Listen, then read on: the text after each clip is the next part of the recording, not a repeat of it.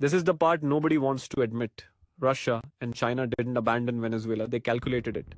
Alliances aren't marriages, they're insurance policies. And Venezuela stopped being worth the premium. Start with Russia.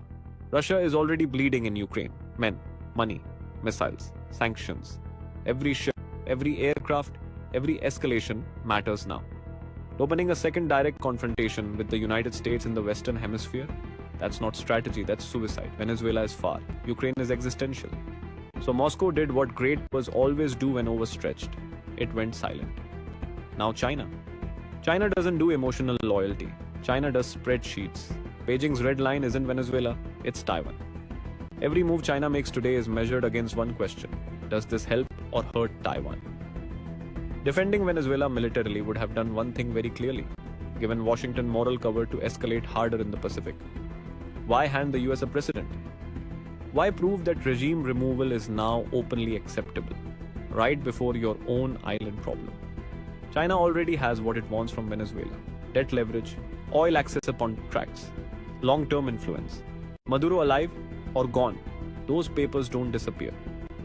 And that's the brutal truth. Russia fights where it must. China waits, plans. Venezuela was neither. Now connect the dots. Ukraine taught the world this. If the US decides to commit directly, most countries will issue statements, not soldiers. Taiwan learned the same lesson watching Venezuela. Support is loud until it's expensive. And Venezuela learned it the hardest way possible.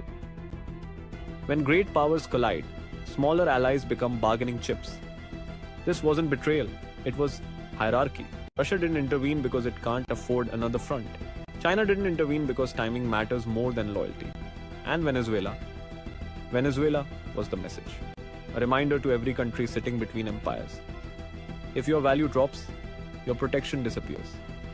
Not with a warning, not with a vote, but quietly, at night.